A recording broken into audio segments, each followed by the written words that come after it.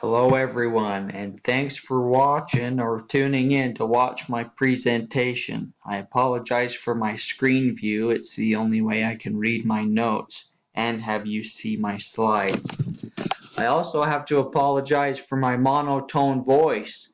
I might sound entertaining now, but you'll be snoozing here shortly. Let's dive right in. I wanted to study and research and present on alcoholics and alcoholism because it seems to be a common trend in my family. My grandpa actually owned a bar, so he could have all the free drinks he could want continuously. So even though he was an alcoholic, he was pretty ambitious. So let's dive right in. Some of the health concerns with the alcoholic or someone who suffers from alcoholism, the non-infectious diseases are liver disease, pancreatic disease, seizures, Wernicke's encephalopathy, hypertension, diabetes, and alcohol-associated cancer, as well as injuries from poor judgment, like driving a motor vehicle while intoxicated, for example.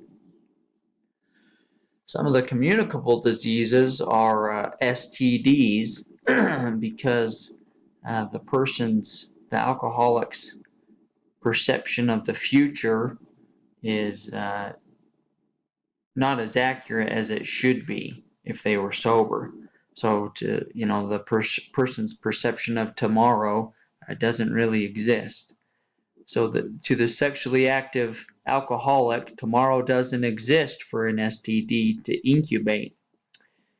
Availability of condoms in the heat of the moment, as well as education, can reduce the spread of sexually transmitted diseases. The media obviously plays a big part in people's consumption of alcohol and abusing alcohol, especially in youth.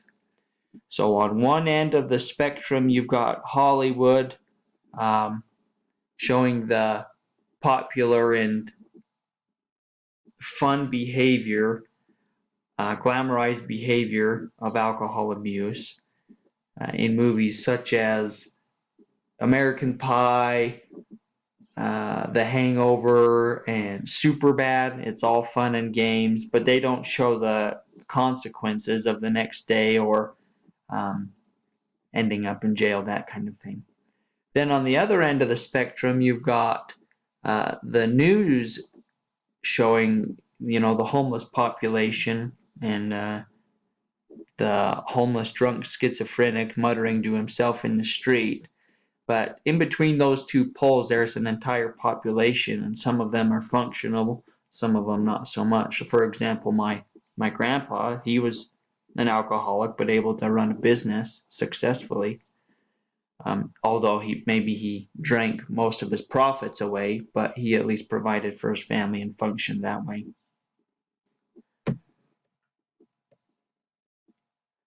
Teens who watch movies that glamorize drinking alcohol are more likely to abuse alcohol, and that's obvious. Family support with the alcoholic. Talk therapy with people closest to the person can help them achieve sobriety. Family can also give the alcoholic purpose, meaning, and motivation to discontinue drinking. On the other hand, if there's unhealthy family dynamic, family can be the root cause of the drinking. Also, lack of family support can contribute to isolation and reduce the feelings of being cared for. The role of peers in the alcoholic's behavior. Peers can add to the potential for sobriety or distract from it. Alcoholics Anonymous provides peer support for achieving lasting sobriety. Unless peers who contribute to the drinking behavior are eliminated, it is unlikely the person will achieve lasting sobriety. Peers who do not have sobriety as their goal are likely to mock the person seeking sobriety. The alcoholic behavior is cyclical in nature in two ways, both in the individual and for the behavior being repeated in their children. And the individual pattern looks something like the person fantasizes about drinking alcohol, they drink, they regret it and commit to sobriety, then stimuli in their environment cause them to fantasize about drinking alcohol, and the cycle continues. And children of the alcoholic have high probability of becoming alcoholics as well. This is attributed to both genetic predisposition and children picking up and applying the behavior of the parent. Legal and political system. Alcohol is more harmful and addictive than some other Schedule I drugs and is not scheduled as it should be. This might give the impression that alcohol is safer for human consumption, but it is not. Proper funds are not allocated to helping this population achieve lasting sobriety. Alcoholics Anonymous and other similar programs are not government funded and receive no funds from government, federal or state. They rely entirely on donations from their members in order to continue functioning. And going back real quick, it's possible that if adequate funds were allocated for this particular problem, sobriety rates would be achieved faster, and they'd have lasting sobriety. Okay. Culturally, alcohol is a celebratory beverage. You go to a party, Super Bowl party, anything, and there's usually alcohol being served and incorporated into the party. Maybe not so much in Utah, but generally that's the case in the U.S. But the person striving for sobriety should distance themselves from alcohol, and this could mean distancing themselves from social celebrations and friends where alcohol is present. This has potential for increasing isolation.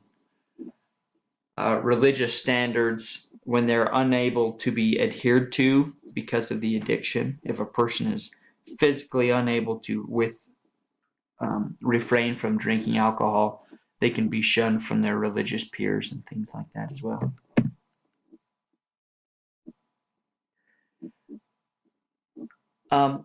The person who is intoxicated is at higher risk for being robbed and assaulted, and this is true regardless of location. This happens on university campuses. This happens really everywhere.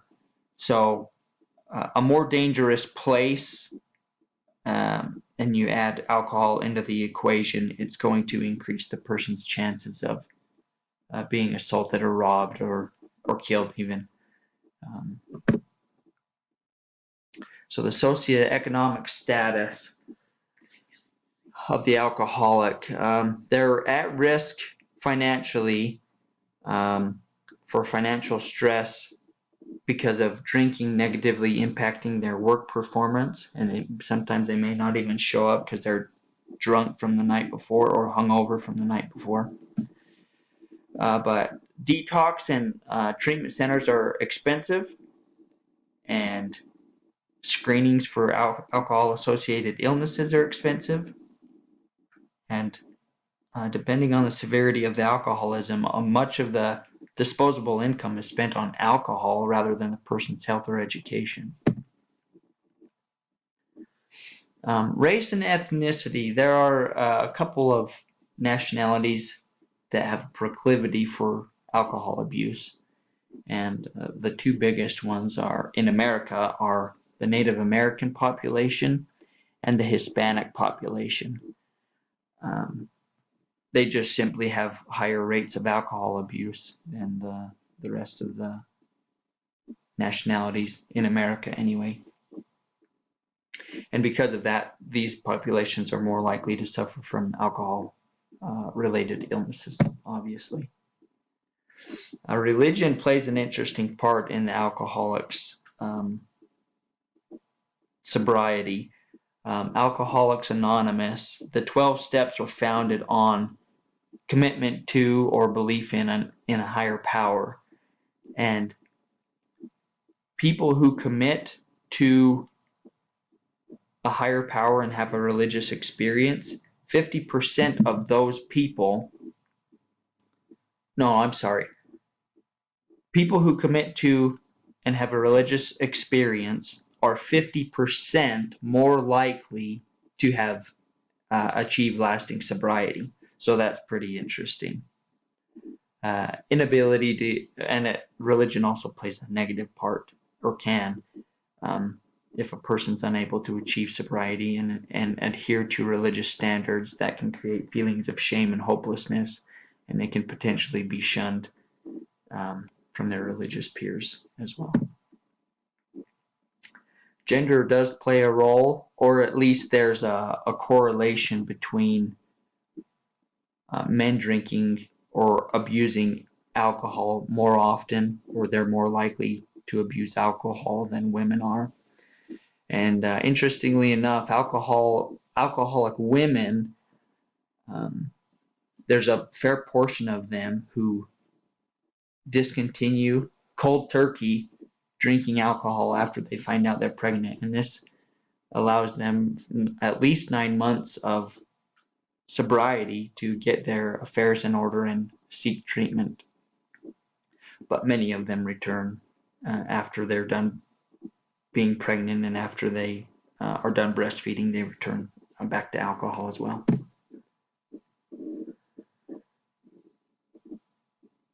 There are geographical location that does play a part in people achieving sobriety, alcoholics achieving sobriety. Long distance to detox treatment centers hinder people from seeking treatment. Absence of Alcoholics Anonymous or other group therapy in remote areas is obviously not good for the alcoholic. But telemedicine is making leaps and bounds and providing people, even in remote locations, with treatment. And obviously, patients who are seeking treatment and receive it are less likely to drink. Bias is an interesting concept. Implicit bias from and against the alcoholic. Implicitly, anyway, it's impossible to determine without interviewing the alcoholic or the person with the bias.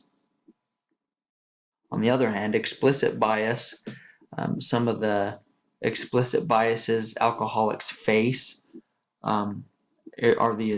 is the assumption, or are the assumptions, that alcoholics have no self-control. Particular nationalities don't deserve treatment because it won't work anyway.